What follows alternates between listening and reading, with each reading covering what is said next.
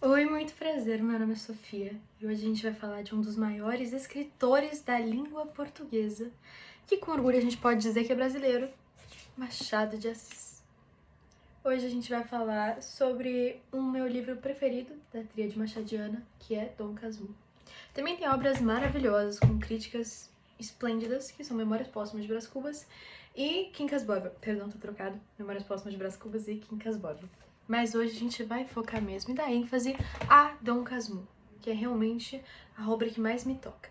Até o ano passado, essas três obras caíam nos vestibulares, mas agora, nessa virada de ano para 2026, elas saíram da lista obrigatória de leituras, que se tornou agora de uma maneira mais revolucionária, só de literatura feminina, ou seja, só com escritoras mulheres.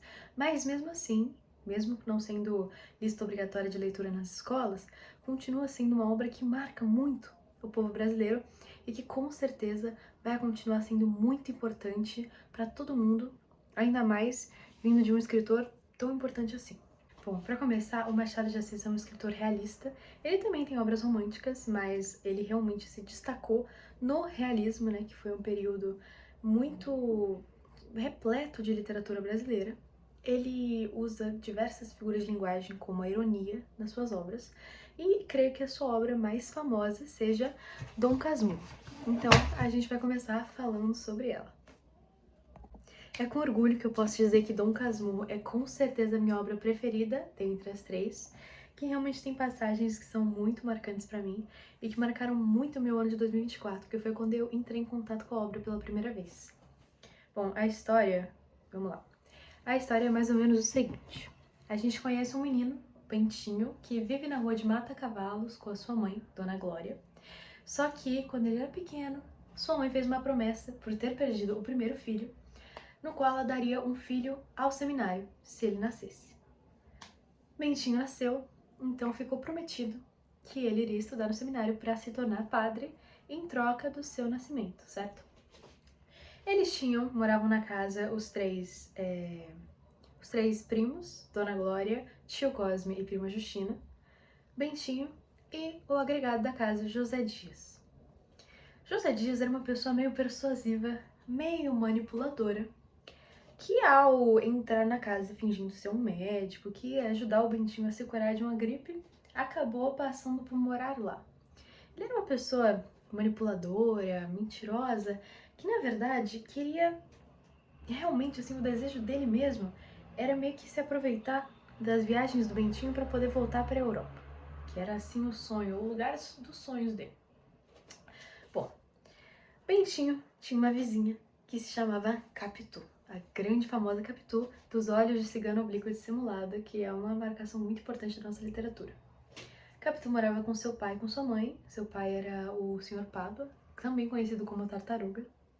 Bom, Bentinho, ele e a Capitu tinham uma relação de amizade tão intensa que eles na verdade eram meio apaixonados um pelo outro, só que demoraram para perceber. Um dia, Bentinho estava na sala de jantar, atrás da porta, e escutou, por acidente, uma conversa sobre ele, do José Dias e de sua mãe, conversando se ele ainda iria para o seminário. Ele ficou assim, extasiado, porque José Dias disse para a mãe que ele vivia ali de conversinha, grudado com a Capitu, a vizinha, e que se esse namoro, né, continuasse dessa forma, seria muito difícil poder levar ele para o seminário. Bentinho ouviu isso e ficou chocado, afirmando que o José Dias estava realmente assim, revelando para ele que na verdade ele estava apaixonado pela Capitu, coisa que nem ele mesmo tinha entendido. Então, ele se encontrou com a Capitu, né? E eles realmente, tipo, começaram assim a se envolver, percebendo esse amor um pelo outro, e ficou uma conexão muito, muito intensa entre os dois. Bentinho e Capitu não queriam ser separados, então eles tentam convencer o José Dias a poder convencer a Dona Glória para tirar o Bentinho do seminário, mas não tem jeito. Ele acaba tendo que ir de qualquer forma. Ele se despede da Capitu, separados ficam eles, né? E ele vai pro seminário. Só que quando ele tá lá, ele tá estudando para se tornar padre, só que ele não gosta desse lugar, ele precisa mesmo voltar para sua casa na Rua de Mata Cavalos para poder finalmente ficar junto da pessoa que ele ama, da Capitu. E Capitu, da mesma forma, sentia muita falta dele em casa. Bom, O José Dias vai visitar o Bentinho no seminário. Como ele é essa pessoa persuasiva, ele chega, Bentinho pergunta como é que tá a Capitu, e ele responde que ela tá toda feliz, toda animada, ficando com os rapazes da vizinhança, que só falta encontrar um pra casar. Bentinho tem um ataque de ciúmes, fica possesso, raivoso contra a Capitu, e fica precisando voltar pra casa. Enfim, ele conhece uma pessoa muito importante no seminário, Escobar. O nome dele, na verdade, era Ezequiel Escobar. Eles se tornam melhores amigos, inseparáveis. Porque Escobar também não pretendia terminar o curso de padre, porque ele era apaixonado pelo comércio. O que ele queria mesmo era ser vendedor, trabalhar com matemática, ele era alucinado em números. Bom, eles se conhecem, Bentinho vai jantar um dia em casa e leva o Escobar junto com ele. Escobar vai, conhece a família de Bentinho, conhece Sancha, que é uma amiga da Capitu, e começa a se relacionar assim com ela. E infelizmente eles têm que voltar para o seminário. Mas antes de voltar, tem uma cena que a gente já consegue ver um pouquinho das alterações de personalidade do Bentinho. Que assim, ele se encontra com a Capitu e aí ele vê um homem passando na rua com ela. Ela fala que ele costuma passar ali todas as tardes, ele tem uma crise, um ataque de ciúmes e fica completamente possessivo ao redor dela. E ela fica assustada, porque não conhece esse Bentinho dessa forma.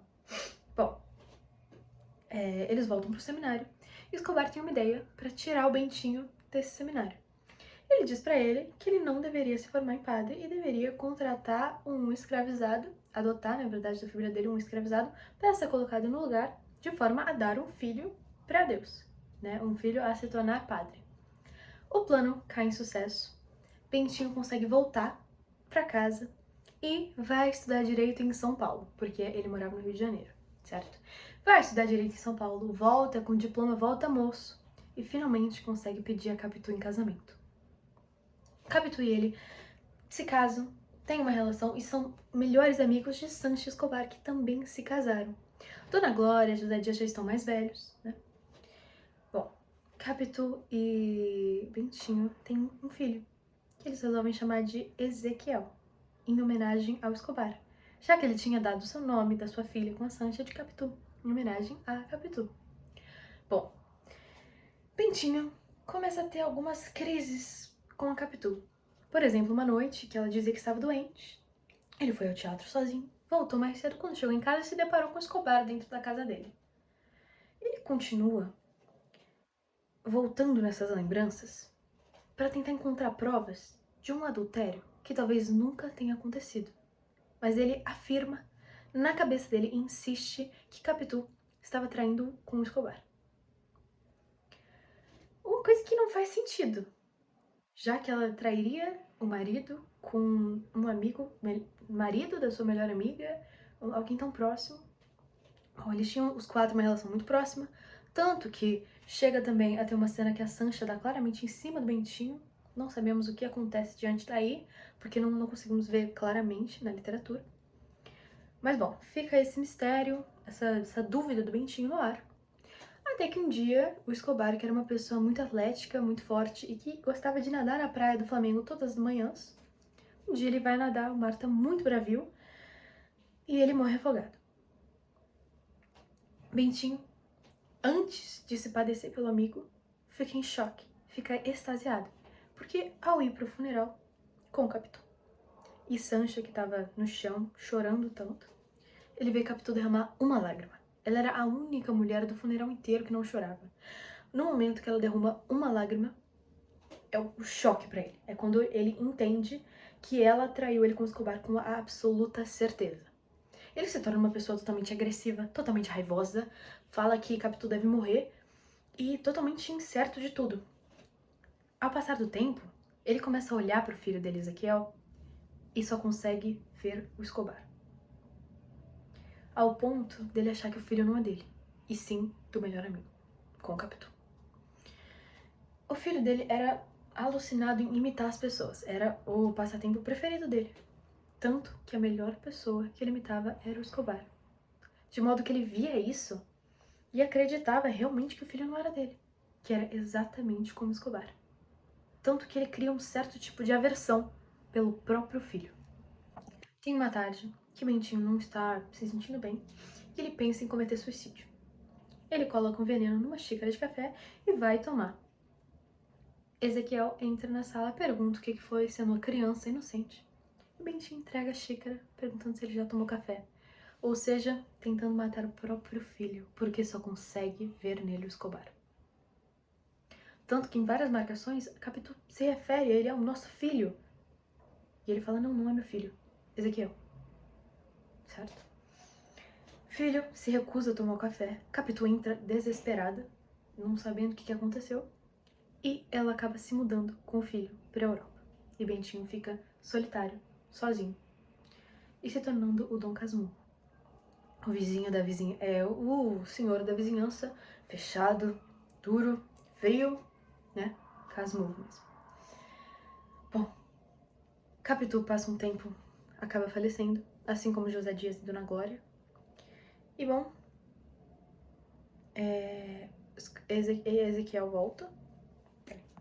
E bom, Ezequiel volta pra falar com o Bentinho que queria fazer uma viagem pro Egito. Pede empréstimos pra pagar a viagem pro pai. O pai paga com prazer, afirmando pra ele mesmo que se pudesse pagaria o triplo pra não tornar a vê-lo, porque nele não conseguia enxergar o filho, só conseguia enxergar o ex-melhor amigo, que ele olhava e tinha certeza que havia ficado com a sua mulher. O filho acaba falecendo na viagem ao Egito. O pai, ao receber essa notícia, diz que mesmo assim, comeu bem e foi ao teatro. Ou seja, não sentiu nada. Com isso, ele acaba se tornando o Dom Casmurro, essa pessoa maluca. Só que aí, a gente tem a maior dúvida da literatura brasileira. Como a gente lê essa obra, a gente fica claro para todo mundo que ela é narrada pelo ponto de vista do Dom Casmurro, que é o Bentinho, que na verdade está narrando como Dom Casmurro sendo um idoso, relembrando as suas memórias de criança, em busca de respostas para um adultério que talvez nunca tenha acontecido, o de Capitu. Ele tá certo, tem certeza, que Capitu traiu ele com Escobar. Só que quando a gente lê, a gente tá olhando completamente do ponto dele, que é uma pessoa maluca, fora de si, totalmente possessiva, totalmente com ciúmes. E não fica claro se na verdade o que ele tá falando é realmente verdade ou se a memória dele tá deturpada, mudada com a visão dele, certo? Se a gente tivesse uma obra no ponto de vista da Capitu, a gente poderia saber com certeza o que aconteceu. Só que a gente não tem. Na minha defesa, Capitu definitivamente não traiu Escobar. Na minha defesa, inclusive, Escobar e Bentinho tinham uma relação tão próxima, com algumas passagens que eles ficam tão juntos um ao outro, mas é um amor tão grande que às vezes eu penso que, na verdade, talvez o Bentinho estivesse apaixonado pelo Escobar. E como ele não poderia tê-lo, assumiu que Capitu também ia querer e poderia ficar com ele. Por isso, às vezes, esse ciúme todo era uma falta de aceitação interna. Mas isso é um pensamento mais moderno para o livro da época, não que eu não acredite, eu acredito bastante.